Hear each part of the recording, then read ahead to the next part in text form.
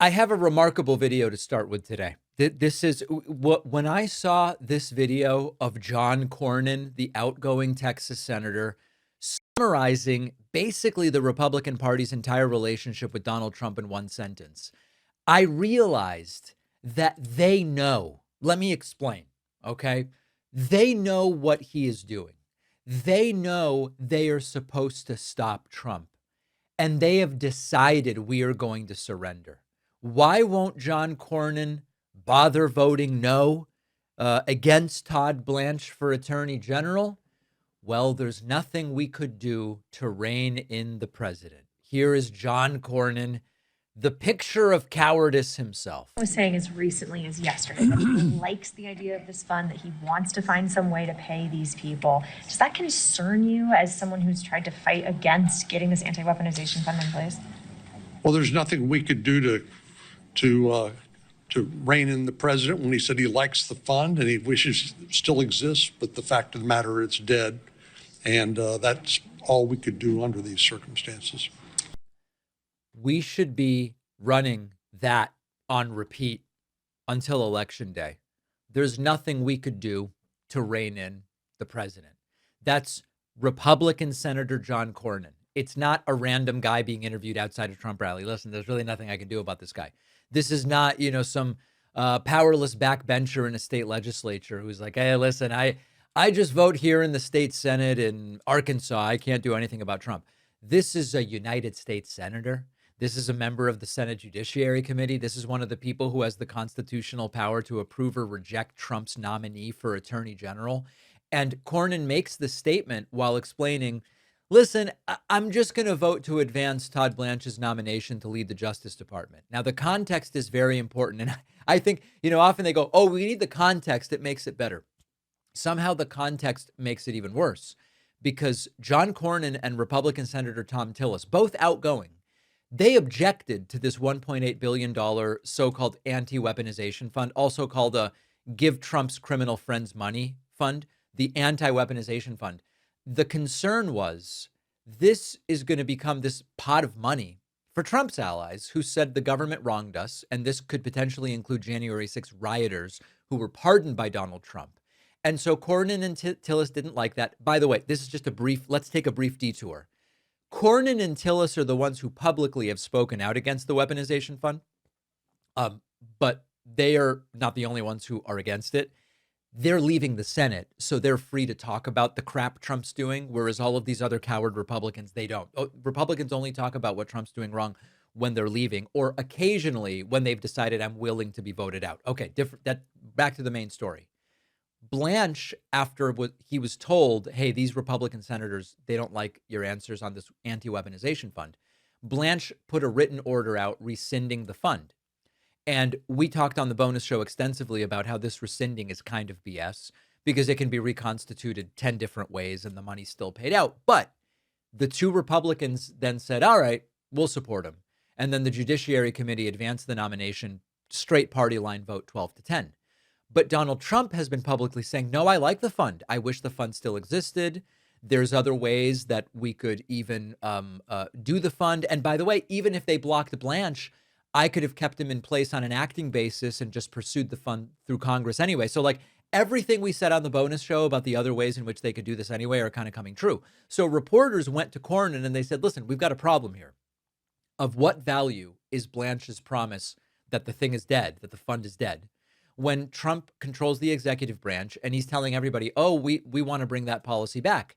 And Cornyn's answer is just a white flag. It's a pathetic and cowardly white flag. There's nothing we can do to rein in the president. And there is a rather obvious thing that Cornyn could have done, which is he could have voted no on Blanche. He could have said, if the president is openly announcing he wants to reverse what we just negotiated, I'm not going to reward Donald Trump by confirming the nominee he has. And if we can't seriously get some kind of guarantee that this is not going forward, not just like the fund as constituted is dead, but Trump still wants it, I'm just not going to vote for him. He's not going to get my vote. That is advice and consent, and that's the leverage. That's the mechanism for reining in the president. He's like, I have no mechanism for reining in the president after giving up voluntarily a mechanism for reining in the president.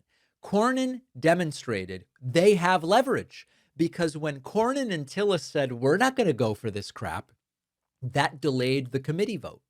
And then the administration had to come in and negotiate because they needed Cornyn's support.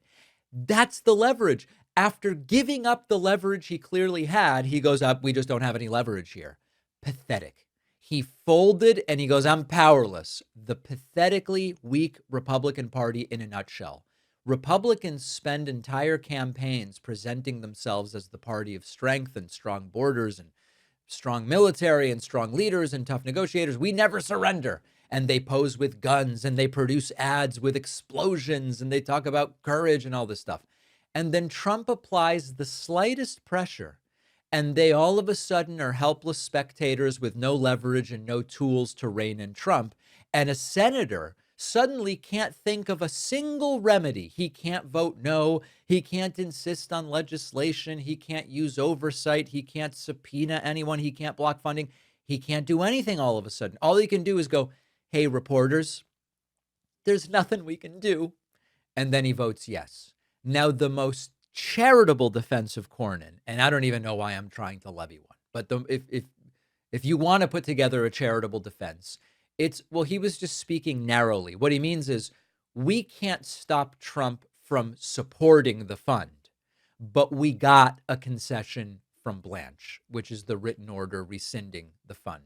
You can give him that benefit of the doubt, but it really doesn't change the central problem here, which is Trump is not like a radio caller going, I like the fund, I wish Republicans did it. He's the president.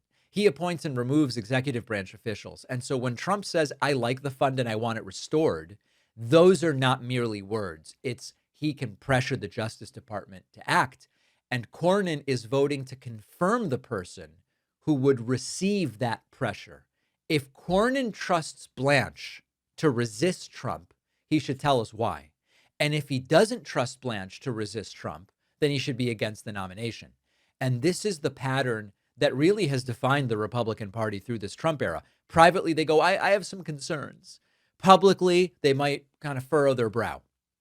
A few of them issue these very carefully worded statements about norms and process and stuff like that. And then the vote arrives. Trump threatens them, and nearly every single one of them falls in line. And afterwards, they go, listen, we didn't really have any power to do anything. You didn't lack power. You lacked the willingness to do it and go out on a limb and use the power. And there's a huge difference between having no power and being unwilling to use it. Powerlessness can excuse a failure. Being a coward doesn't excuse a failure. And the Senate, as undemocratic as it is, and we have major problems with the Senate's lack of democratic reality, it was designed in part to prevent presidents from turning the executive branch into a personal instrument, like a little guitar that they can strum to their liking. Senators aren't employees of the president. They serve separate terms. They represent different constituencies. They possess independent constitutional authority. And these confirmations shouldn't be loyalty tests. They should actually be checks on Congress. Cornyn doesn't give a damn. He turns it upside down. Trump gets what he wants once again. We don't have oversight here. One of the reasons we need to get Democrats back in power in November is we need actual oversight. What these Republicans are doing is capitulation. Voters should remember this clip. We can't rein in the president. When a Republican says, trust me to be a check on Trump, they're telling us they're not going to do it. And Cornyn didn't say we're going to use every tool we have. And he didn't say the president must respect this commitment. He says there's nothing we could do. There was something he could do. He chose not to do it. And these are truly pathetic people. If you get scam calls, texts, or emails, people just trying to sell you stuff or sending you sketchy messages, this isn't happening by accident because your name, phone number, email, home address, relatives, job history can just be sitting there in a public database, and then marketers can get access to it, scammers, different companies, and then they target you. What our sponsor Incogni does is just get rid of all that information from the corners of the internet where scammers get it. And this includes people search sites, online directories, data broker lists. Incogni will send removal requests to hundreds of notorious sites, and they'll keep just following up. And if your data comes back, they'll get it removed again. What I think is the best is the custom removals feature. This is with the unlimited plan. Sometimes you might find your information somewhere else, some one-off directory or a search result or a business database. you can paste that link into Incogni and they'll get to work right away to get it taken down. Removing your info from these databases means it's harder for scammers and identity thieves to reach you, and you can get 60% off an annual plan at incogni.com/Pakman with the code Pakman. The link is in the description.